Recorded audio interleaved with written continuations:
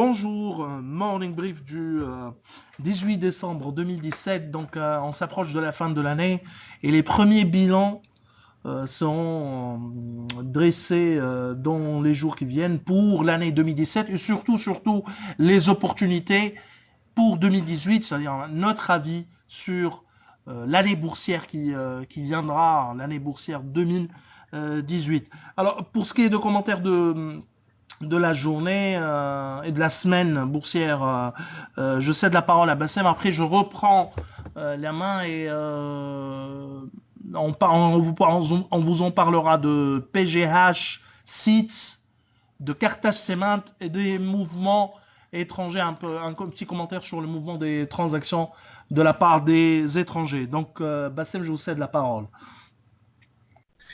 Merci Kais, bonjour tout le monde. Alors, on commence par la séance du vendredi qui était la seule séance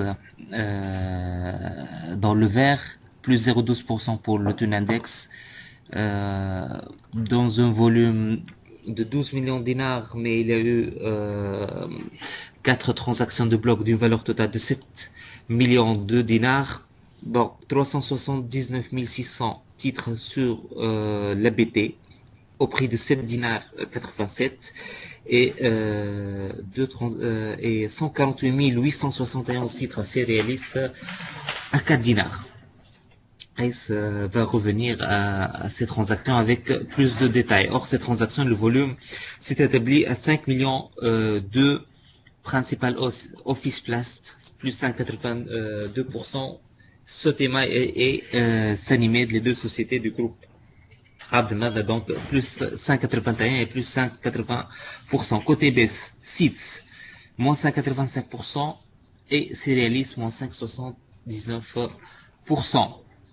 Pour l'ensemble de la semaine, semaine clairement négative, moins 0,92% pour le Index, plus 12,03% depuis le début de l'année. On a vu que les principaux secteurs qui ont souffert durant la semaine, c'était la distribution, moins 3,19%, tout ce qui est concessionnaire automobile et équipementier, moins 3,33%, et les banques, moins 0,49%. Également les compagnies d'assurance, moins 0,52%. Le volume hebdomadaire, 32 millions de dinars. Les principaux gagnants, Office Place, plus 15,7%, et Sanimed, plus 14,5%. Par contre, nous trouvons Servicom de nouveau comme la principale baisse, moins 11,84%. Citycars, moins 8,82%. Et UADH, moins 8,57%. Bien sûr, on note la présence d'Hightech qui a perdu 8%. À 460 millimes seulement l'action. C'est un titre qui baisse discrètement, mais sa situation elle est extrêmement grave. Alors, je cède la parole de nouveau à Reis pour commenter le reste de l'actualité. Merci Bassem. Donc, on commence un peu par les mouvements des transactions, les mouvements des étrangers, les transactions réalisées par les étrangers durant la semaine précédente. Donc, à signaler la vente de SFBT sur le titre SFBT de plus de 100 000 titres. Pour ce qui est de la BT, transactions de blocs donc réalisées par les étrangers, acheteurs, vendeurs de 379 600 titres. Pareil sur Céréalis, transaction apportée sur 148 871 titres. Sortie également de la part des étrangers, position vendeur sur SITS. Pareil, 55 562 titres sur SITS et 228 076 titres position vendeur pour TPR. Ça en ce qui concerne les étrangers, les mouvements des étrangers la semaine précédente. Alors, Poulina annonce, filiale de Poulina, essentiellement Partner Investment, annonce l'acquisition d'une d'une partie importante du capital.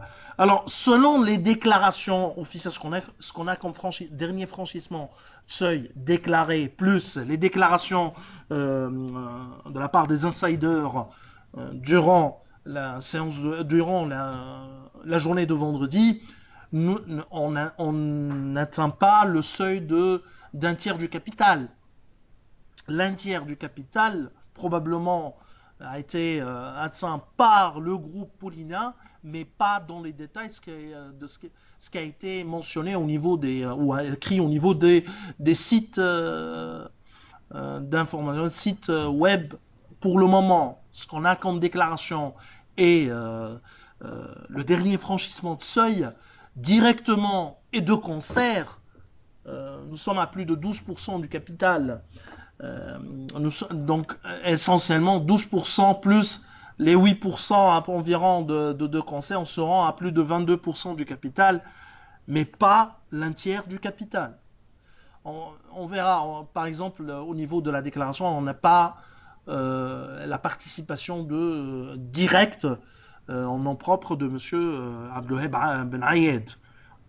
Donc on verra au niveau de la déclaration de franchissement de seuil le pourcentage atteint ou le pourcentage de détention du groupe Paulina, direct, indirect et de concert dans le capital de SITS. Après, je ne sais pas pourquoi cet engouement envers SITS, on n'arrive pas à le comprendre. D'ailleurs, on ne peut pas se prononcer sur la valorisation de SITS, sur les fondements de SITS, puisqu'on n'a rien comme information financière. SITS, à ce jour, n'a pas encore publié ses comptes au 31/12/2016.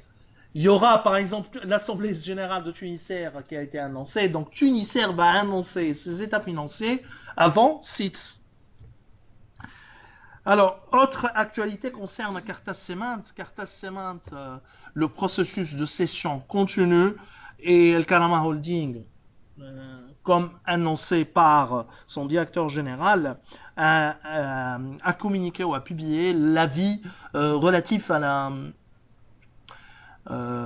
l'ouverture ou à l'ouverture d'une période pour sélectionner des investisseurs qualifiés et après pour ouvrir les data rooms. Les data rooms sont annoncés pour le mois de mars 2018, donc le process va prendre du temps, le process de session va prendre du temps, mais ce qui est sûr, c'est que le momentum du cours sera toujours soutenu dans les prochaines semaines, durant les prochaines semaines, par les rumeurs concernant les investisseurs intéressés, notamment le fameux investisseur allemand, on parle de Heidelberg Cement, le deuxième plus grand cimentier au monde.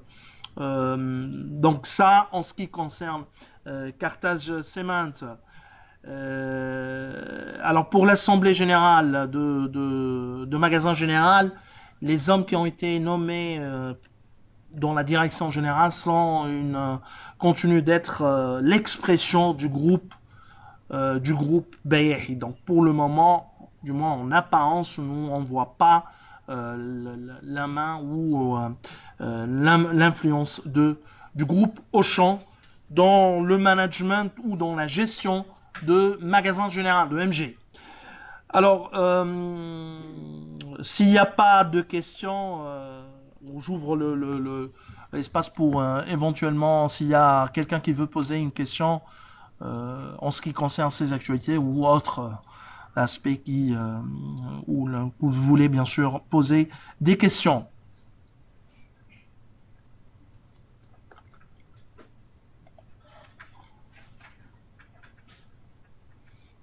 Alors je vois qu'il n'y a pas de questions. Alors je vous remercie et je vous souhaite une excellente journée, un bon début de semaine. Au revoir, à demain.